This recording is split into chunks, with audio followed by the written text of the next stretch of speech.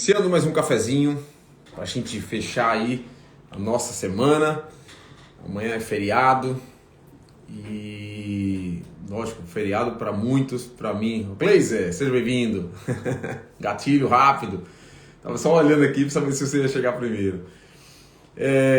E amanhã é um dia de parada, mas é uma parada para a gente escrever. Hoje eu vou, esse final de semana, na verdade, eu vou passar a escrever para poder finalizar o projeto, né?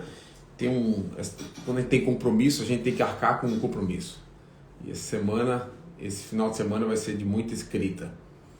E é isso aí. Hoje eu queria conversar com vocês, né, para a gente dizer o quanto estamos felizes com tanto crescimento, quantos adeptos, quantos profissionais, né, se adaptando, né, ao novo momento da medicina veterinária,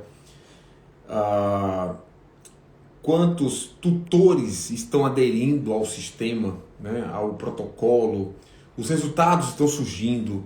Então isso me traz uma reflexão, né, me faz refletir sobre tudo que a gente vem vivendo, que o nosso sistema realmente ele precisa dessa mudança, né, já que está numa pegada de mais de 40 anos de medicina, a mesma medicina há 40 anos.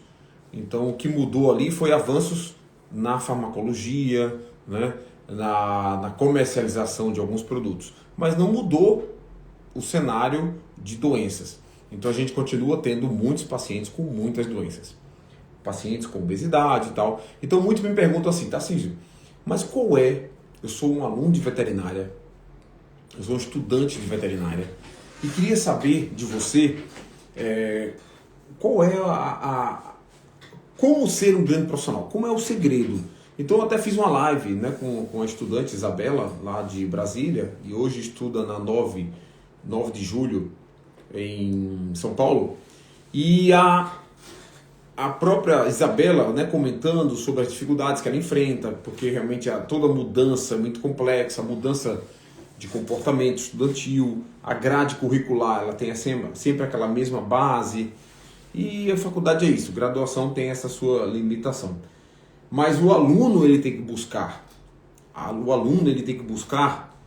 a qualificação dele. Se ele for depender de uma universidade para se dar bem na profissão, ele vai perder muito tempo. Até porque a faculdade é aquela coisa, tem muita disciplina para oferecer e tem pouco tempo, né, para correr. Então, boa noite, Alexandre. Venha, seja bem-vindo. Topete, Shih Tzu, Sophie, Wallace, live incrível. Essa live realmente foi incrível. Luciano Araújo, Zé Paulo, estamos aqui, meu velho. Direto de São Paulo, o homem chegou ontem na minha casa, direto de São Paulo, o cara corrido. Isso aí faz parte, viu, Zé Paulo? Isso aí é coisa de profissional, de executivo, tá? Executivo do marketing digital. É isso aí, meu velho. Kika Góes, Ana Sirigato, bem-vindo. Cleiton, Cleiser Campos, Silvia, Graciela Mena, muito obrigado. Vera, muito obrigado. Bruno Bittencourt, seja bem-vindo, meu velho. Megane Valentim. Foi a Isabela que me apresentou? Beleza, muito bom, Wallace. Muito bom, seja bem-vindo, tá? Então, são momentos como esse. Muitos me perguntam assim, Wallace, Tarcísio, mas eu quero ser um profissional diferenciado. O que eu preciso? Cara, como foi que você conseguiu? Qual é o caminho, né, qual o caminho a trilhar para você alcançar, né, um objetivo na carreira? Né? Então, eu tive também muitas dúvidas durante a carreira profissional e tive dificuldades também, né? Vários obstáculos foram colocados. Até porque eu me formei na base da grade curricular brasileira. Então, é aquela coisa, todo mundo se forma com a mesma base. Todos os profissionais se formam com a mesma base e grade curricular. Vai se destacar quem tem realmente um pensamento fora da caixa, tá? Grande Rafael Barbosa Barreto, seja bem-vindo, meu velho. Jane Lopes, Mirelle, Fernandes, obrigado, tá? Pela participação de vocês. Então é isso. Então todo mundo se forma O Rafael tá fazendo hoje engenharia civil. Todos se formam na mesma base curricular, que seja na UFRN, que seja na UNP, que seja na USP. Todos têm a mesma base.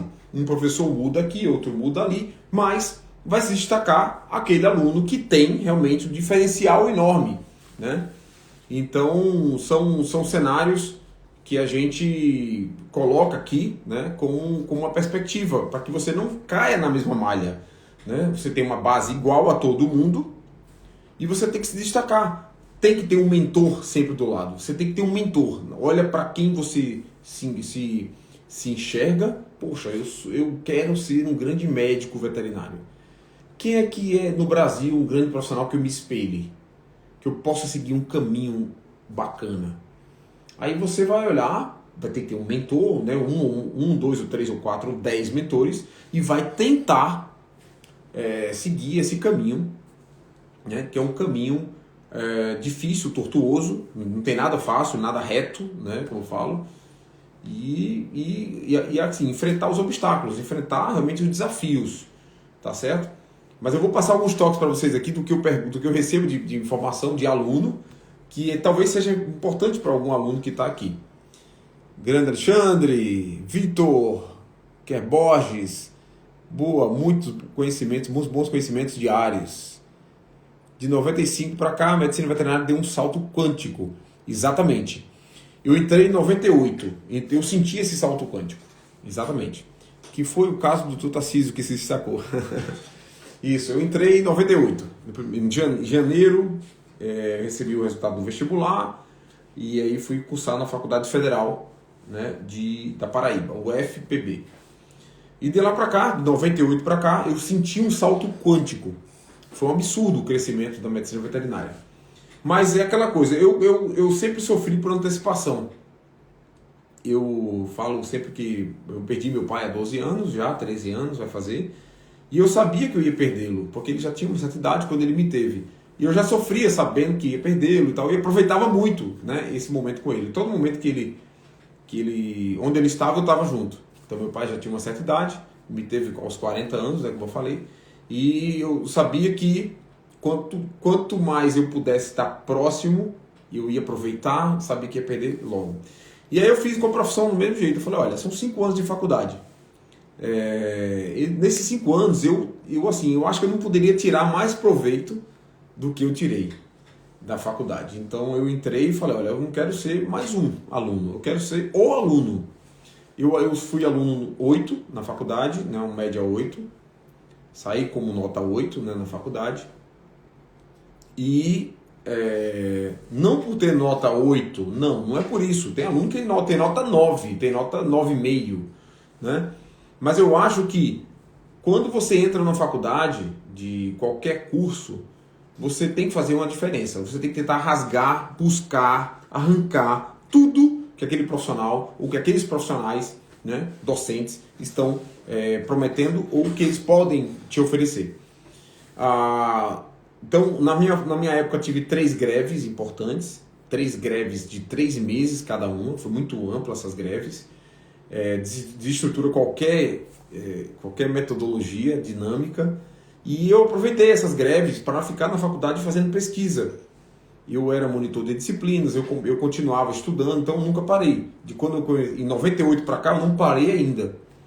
Tá? Então, esse objetivo que eu tinha, eu falei, olha, eu entrei na faculdade, eu saí em 2003 bem preparado para o mercado. Eu sabia o que eu ia enfrentar no mercado. Eu percebi o crescimento da veterinária quando eu saí em 2003, já um crescimento legal. E aí continuou avançando. A medicina veterinária continuou avançando. E aí eu já estava no mercado já preparado, né? Entrei no mercado já preparado, sabendo que eu poderia me beneficiar de tudo aquilo que eu pensei quando estudante. Então, já saí operando coluna, eu já saí operando pulmão, eu já saí operando coração, já saí operando rins, então músculos, ossos longos. Então, foi muito interessante, porque normalmente um recém-formado, naquela época, ele tinha as limitações. Hoje não, o aluno ele já sai de uma faculdade hoje, diante de tantos avanços tecnológicos e profissionais, que ele pode já sair pronto. Porque quando ele vem fazer um estágio, por exemplo, aqui na Policlínica, ou em qualquer outro grande centro, ele consegue enxergar cirurgias ou técnicas ou protocolos que não tinha na época. Então hoje abrir um cérebro e o aluno enxergar uma cirurgia de cérebro hoje, não se falava em cirurgia de cérebro em 98. Não se falava em cirurgia de cérebro em 2003. Entendeu? Em 2005. Não se falava nisso. Então, é bem diferente. São momentos diferentes onde o aluno sai hoje muito preparado. Então a gente hoje tem capacidade de ter médicos veterinários muito preparados para o mercado. Só não se prepara quem não quer. Isso é uma frase que, assim, é uma coisa que eu coloco sempre na mentalidade de todo estagiário que entra aqui. Só não se prepara quem não quer. Eu vejo, às vezes, o estagiário, às vezes sem querer entrar no atendimento, querendo ler uma revista, vendo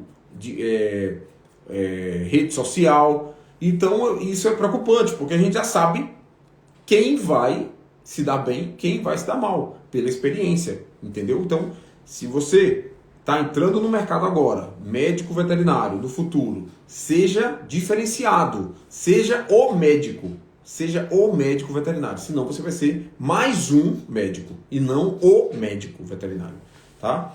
Então hoje o respeito está muito, a gente está conseguindo deixar uma profissão com mais respaldo profissional, com mais respaldo científico do que a gente vem defendendo, então com mais técnicas cirúrgicas. Então aproveitem, vocês estudantes, vocês que estão aí querendo ser médicos de animais, de grandes, pequeno porte, de silvestres, né, diante de tantas especialidades, diante de tantas metodologias e avanços farmacológicos, né, e nutricionais. Hoje a gente tem uma gama de informação digitalmente falando. Você abre lá, antigamente na minha época era uma biblioteca arcaica, tinha livros, não tinha suficiente para todo aluno. Então você tinha lá livros na prateleira, 20 exemplares, mas tinha 35 alunos na minha turma. Só tinha 20 exemplares para uma disciplina. Aí nem todo mundo estudava, a gente dividia um livro. Hoje, você pega lá um livro digital, hoje você abre a biblioteca onde você quiser, compra acesso fácil à plataforma de pesquisa. Na minha época, a internet ela era digital, né, digitada, né, você digitava, fazia aquele som e tal, às vezes caía, às vezes não caía, era horrível a conexão. Mas aí tá tudo mais fácil, você tem um computador na sua mão hoje, dentro do consultório, então você tem tudo na mão para você ser um grande profissional hoje, né? Aline, Vet Cannabis, precisamos nos especializar como medicina humana, isso mesmo. E eu ainda tenho o sonho de terminar a faculdade de veterinária, exatamente. Angélica, Candinho, olha aí, Cíntia, Gabriela, fora as especializações, cadê? Até a experiência com o empalhamento de animais aprendeu. Exatamente, é meu irmão que está falando aqui. Então, até isso, exatamente, até a taxidermia eu fui atrás na época. Durante um processo entre uma greve e outra, eu ia para zoológicos para aprender técnicas, né? Abordagem clínica em animais silvestres, em mamíferos e répteis e aves. E ao mesmo tempo, quando tinha um tempo, a gente fazia taxidermia naqueles animais que morriam. Então a gente preparou um museu, né? João Pessoa tem um museu lá no zoológico, e eu tive uma participação importante no começo do museu, preparando taxidermia de animais empalhados, animais para demonstração de escolas. Então, até isso, então, tipo, Tarcísio, mas você, para que você ter aprendido, para que aprender taxidermia? Né? Para que aprender taxidermia? Para mim foi massa, foi muito legal, porque único, inclusive, tá? Hoje, se for buscar assim, eu vou buscar uma técnica de taxidermia. Aí eu fico, poxa, beleza, por curiosidade, tudo bem. Mas como estudante, para mim foi rico. Por quê? Hoje, as técnicas que eu desenvolvo, cirúrgica, são técnicas minimamente invasivas. Nem tudo eu abro.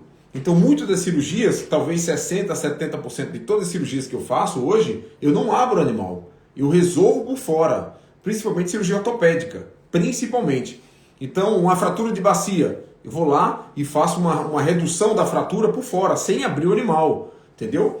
Por exemplo, uma fratura de fêmur, dependendo da fratura, eu consigo resolver por fora.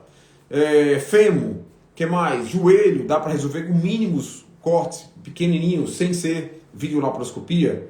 Cérebro, muita da cirurgia de cérebro a gente faz sem tantos cortes, entendeu? Então é muito interessante o entendimento da geometria, não só da anatomia espacial, como dessa anatomia funcional. De você olhar para o rim e fazer um corte de 0,5 milímetro do lado direito, eu vou operar o rim direito, 0,5 milímetro, caio dentro da cavidade, né, retroperitoneal, tiro o rim, resolvo o que eu quiser resolver do rim, tirar um fragmento, um urólito, um cálculo, seja lá o que for, até para remover o rim mesmo, se for preciso, né? Então a gente consegue resolver olhando para o animal, fazendo uma escopia nele, a gente vai pontual. E quem me deu muito dessas técnicas foi a taxidermia, entendeu? Então a taxidermia, que é a técnica de você de empalhar animais, de preservar aquela espécie, deixa eu levantar aqui porque está um pouco baixo, de levantar a espécie, de preservar para montar um animal que morreu de morte desconhecida,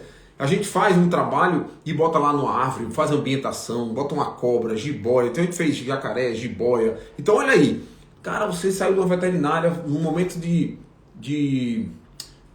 lazer ou de greve que a faculdade tinha, eu ia fazer esses cursos, aproveitava tudo, todos os congressos eu consegui participar, brasileiros, internacionais, foi muito legal.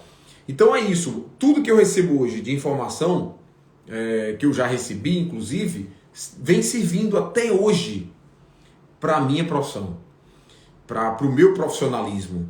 Então, o que eu já aprendi de neurociência, o que eu já aprendi de ortopedia, de neurologia, de neurociência hoje eu sou formado pela PUC Rio Grande do Sul em neurociência e agora estou no Instituto Albert Einstein. Mas o que eu venho aprendendo diariamente com essas áreas, neurocirurgia humana, né, que mais? Anestesiologia humana, taxidermia, a biofísica me ensinou muito quando eu fui monitor na faculdade, a própria patologia geral. Então, tudo isso, cara, você foi lá, veio cá, opera cavalo, opera aquilo, de tudo um pouquinho você aprendeu, isso é que é legal. Você não precisa estar muito fechado exatamente no seu ciclo. Tenta pegar um pouco para você aproveitar. E eu aproveito muita coisa. Inclusive, eu aprendi muito com meu pai uma coisa importante. Tudo onde meu pai estava, onde ele estava, eu estava tentando acompanhá-lo, né, para poder aproveitar ao máximo o contato com ele. E de cima de uma caixa d'água, meu pai estava, por exemplo, lavando um telhado, ele estava ajeitando uma parte elétrica, ele estava consertando uma porta, ele estava num produto, e meu pai era um militar, então ele consertava produtos eletrônicos, ele mexia muito com isso, então até isso me trouxe, né, um resgate, onde hoje eu mexo com parte elétrica de animais, né, parte do sistema nervoso, me lembra muito a parte elétrica, né, a tecnologia eletrônica que meu pai mexia, a parte elétrica de uma casa, a parte estrutural, né, de coluna, viga, tem vários nomes que eu esqueci agora, os balanços que se usam, né, na engenharia, tudo aquilo que meu pai mexia e estava envolvido, eu estava aprendendo e trouxe para cá. A manipulação de ferramentas, de alicate, de goifas, serras, tudo isso eu trouxe para dentro da cirurgia e facilitou muito. Quando eu abro o animal, eu falo, cara, tá aqui, ó, muito simples, desenvolvo martelo, fórceps, bisturi, né? Que mais? Pinça, todos os instrumentais que a gente usa hoje, não é nada diferente do que um marceneiro usa. Então quando eu vou consertar um osso, eu sei, como eu sei fazer porta, eu sei fazer marcenaria, móveis e tudo, eu sei desenvolver, eu trouxe para dentro de um conserto cirúrgico, né, ortopédico. Quando eu abro uma coluna vertebral, aquelas estruturas, aquelas anatomias, e o disco intervertebral, a raiz medular, tudo aquilo ali, você entendendo anatomia e fisiologia, você desenvolve muito mais fácil o processo de conserto, do entendimento, do resultado positivo. Então são esses e outras essas e outras informações que é interessante passar isso de forma informal para que quem quer desenvolver, quem quer ser um grande profissional, que tenha para ter habilidades manuais, habilidades intelectuais, leitura. Hoje eu consigo ler 2, 3 livros ao mesmo tempo, mas é porque a minha cabeça é perturbada mesmo. Eu não consigo ler um livro só. Eu estou lendo 2 ao mesmo tempo. Estou lendo aqui, tal, termino, fecho, vou começar a ler o outro.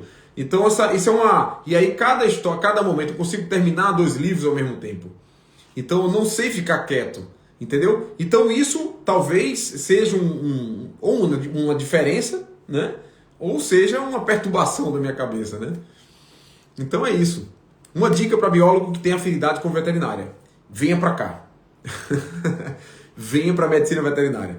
Se você tem interesse em ser um médico de animais, venha para cá, porque você tem base demais. A nossa profissão precisa de profissionais como você, que tenha muito entendimento de biologia, de vida. Biologia é isso, você entende de vida. E a gente precisa de profissionais que trabalham vida e não morte e não doenças, que é o que é o cenário atual, né? A medicina, eu aprendi muito sobre doenças. Lógico que eu entendi a saúde através das doenças, que é o meu lema, né? Entendi a saúde através das doenças. Mas eu queria ter aprendido sobre saúde, sobre vida, e não sobre doenças. Doença foi interessante, beleza, passou, mas era para ser um ponto na medicina, e não a medicina toda. Entende? Era para ser um ponto. Olha, você vai ser intensivista, você vai ter que aprender a lidar em salvar. Ah, você vai ser socorrista, beleza, vou ter que aprender a trabalhar sistema respiratório, vascular, drogas, fármacos, inotrópicos, não sei o quê. Ah, você vai ser cirurgião, beleza, habilidades com instrumentos, habilidades habilidades com anatomia, com fisiologia, é muito importante com radiologia, com anestesiologia. O cirurgião tem que ter muita habilidade diversa, né? Então o cirurgião ele precisa ser um bom clínico, ele precisa ser um bom anestesista, ele precisa ser um bom anatomista, fisiologista, radiologista. Então o cirurgião ele é um pouco de tudo, entende? Por isso que se todo clínico pudesse entender um pouco de cirurgia, ele seria muito melhor. Até porque clínico todo mundo tem que ser. Todo profissional tem que ser clínico, ele tem que ter olhar clínico, ele tem que ser um delegado, entendeu? Gabriel, né? Merrana. Todo profissional, Gabriel, tem que ser clínico. Então o clínico ele é aquele cara que é inteligente, aquele cara que pesquisa, que luta, estuda. Aí poxa, mas aí todo clínico você está falando que se tivesse mais base cirúrgica seria melhor? Seria. Não precisa ser cirurgião não, mais bases. As bases cirúrgicas de entrar dentro de um corpo e de olhar um corpo de forma diferente você fica com mais base de você olhar para um paciente, enxergar muito mais. Lógico que o clínico ele já tem tem muito que aprender sobre terapêutica, sobre fisiologia e tal, bioquímica. Mas se ele tem esses entendimentos mais profundos, que o cirurgião às vezes ele enxerga um pouco mais, ele vai ser muito mais completo, entendeu? E Ana, me chama para o Instituto Assis Barreto. Lógico, como não? Dica para fisioterapeuta que quer falar sobre longevidade. Olha, eu acho que o fisioterapeuta ele tem uma vocação muito, muito bonita, muito importante, inclusive. Mas eu ainda acho que o fisioterapeuta precisaria ser veterinário, principalmente a Ana. A Ana, ela tem uma afinidade muito grande, ela gosta de animais, né? Então nem todo profissional que gosta de animal, toda pessoa que gosta de animal tem que ser médico. Não é por aí. Mas ela que está já numa pegada de saúde, eu acho que tem tudo para entrar na nossa profissão. Ela tem tudo, né? Eu acho que tem tempo, sim. O irmão dela já é médico, né? Seu irmão, Ana, já é médico, né? Então você tá num caminho aí, falta pouco. Falar de longevidade dentro da fisiatria, não, mas dentro da fisioterapia, é você toda hora estar vinculado ao... Não só o movimento, você já está muito focada, né? Entendendo que o movimento ele traz muito mais benefício do que a gente achava, certo? Movimento ele traz muita produção de neurotransmissores, mexe muito com o cérebro. O movimento ele traz uma redução alimentar muito importante. Quem se movimenta não precisa comer tanto. Isso é muito legal, esse entendimento. Essa conversão, Ana, você poderia, como um ser muito inteligente que você é, você poderia me ajudar nessa busca, tá? Eu vou jogar aqui um desafio público para você. Você poderia me ajudar no seguinte: eu estou hoje tentando calcular biofisicamente quanto de milivoltagem, o quanto de energia em quilocaloria, seja lá em que unidade, é transformada quando você tem um movimento, quando você promove um movimento no animal de 1 hora de movimento, ou 40 minutos, ou 30 horas de movimento intenso, quanto de energia ela é convertida, né? Energia cinética, quanto de energia cinética é convertida em energia elétrica e mecânica. Se você puder me ajudar nessa construção, que a minha luta hoje é descobrir esses cenários para tentar trazer uma nova medicina para nossas casas, né? Então, se o meu cão, por exemplo, caminha 30 minutos todos os dias, quanto de energia cinética foi transformada em elétrica e mecânica? E por que, Tarcísio, entender isso? Porque essa mecânica e esse entendimento faz com que eu reduza, entendendo o quanto de energia cinética foi transformada em mecânica e elétrica, eu reduzo a energia metabólica, a energia do consumo de alimentos, né, que a gente chama de alimentos orgânicos e inorgânicos, principalmente orgânicos, substâncias orgânicas, que faz queimar, que faz a combustão. Então, quanto mais combustão eu promovo num corpo, maiores são a formação de radicais livres e de metabólicos, de lixo metabólico eu produzo. Então, quanto mais o animal come, mais lixo metabólico ele produz. Isso é muito ruim. É muito ruim. Então, principalmente para animais que estão em manutenção. Então, animais que estão em manutenção, eles não precisam comer muito, e sim correto. Pouco e correto. Então, se você puder, vamos lá, vamos pensar juntos. Você é um profissional que tem muito recurso para buscar, é inteligente, a gente pode fazer um trabalho junto, inclusive. Tá? Olha lá, sinto no meu corpo a ação do movimento em benefício físico, mas também no bem-estar emocional. Essa é a minha pesquisa de doutorado. Exatamente. A liberação de encefalinas, a liberação de endorfinas, né? Que aí você envolve serotonina, opiáceos, né? Opioides, né? Endógenos, a produção de dopamina, não só, e ocitocina. Então, ocitocina, serotonina, opiáceos são estimulados através do movimento, da contratura muscular, tá certo? Então, quando você promove contratura muscular, além da contratura muscular, né, que libera não só encefalinas e endorfinas, você tem uma grande validade desse impacto. Todo osso e toda cartilagem e todo ligamento e todo músculo precisa ter estresse. O estresse nesses casos são fisiológicos.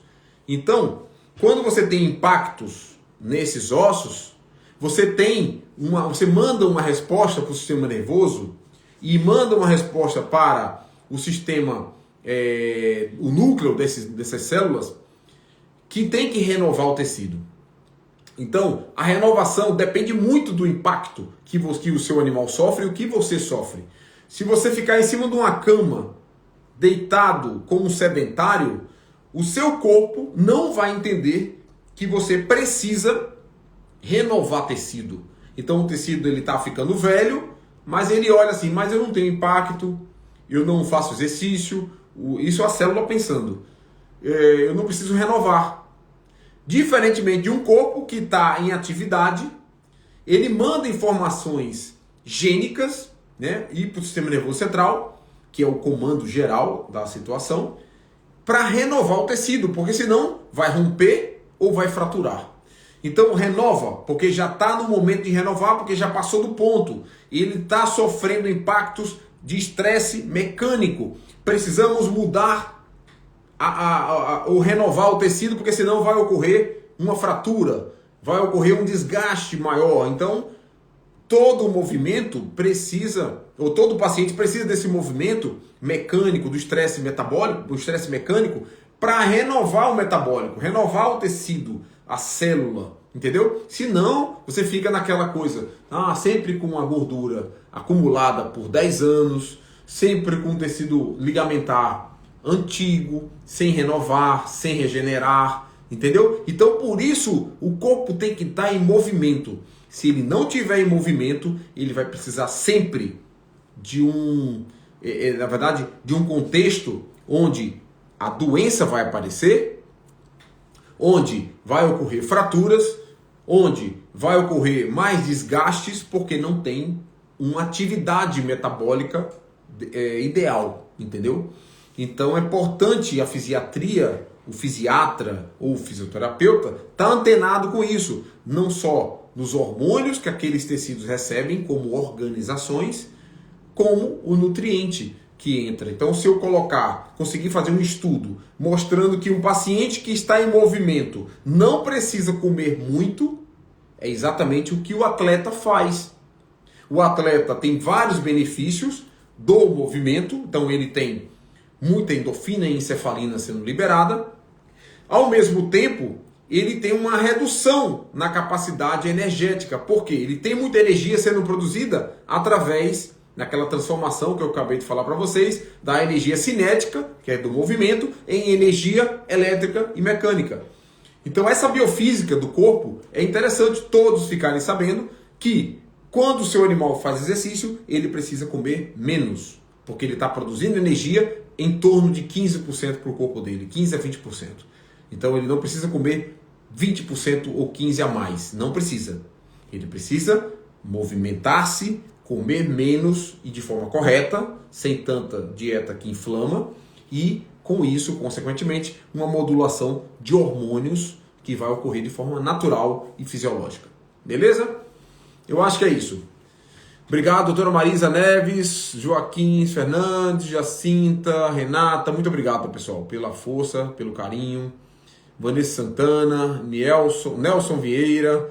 Gostaria de ler mais sobre a importância dos hormônios na vida dos animais, evitando as castrações precipitadas. Isso aplica para o macho e fêmea ou somente macho? Teria algum artigo que me indique? Tenho vários artigos.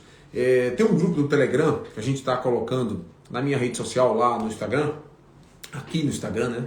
Tem muito isso. A gente está colocando grupos, quem tem interesse em estudo e tal. Muita gente pergunta sobre trabalho científico, sobre leituras. A gente está colocando isso no grupo do Instagram, porque lá é o local onde a gente colocar muita coisa e vocês ficam acompanhando, é semanal, né? Semanalmente se coloca conteúdo lá, tá certo? Vanessa, fica à vontade, lá seja bem-vinda, tá? Tá bom, Ana? Nutrivete Felipe, muito obrigado. É isso aí. Então, ó, amanhã é feriado, mas amanhã eu vou entrar aqui. Amanhã eu entro, vou estar escrevendo, tá, pessoal? Amanhã eu vou passar o dia escrevendo. Mas à noite, 6h30, eu vou dar uma parada, converso com vocês, depois eu começo de novo. Tá certo? Estou com um projeto para terminar e a gente vai se falando por aqui, viu? Muito conteúdo vem por aí, pela frente. Se preparem. Obrigado. Boa quinta e boa Páscoa. Abraço.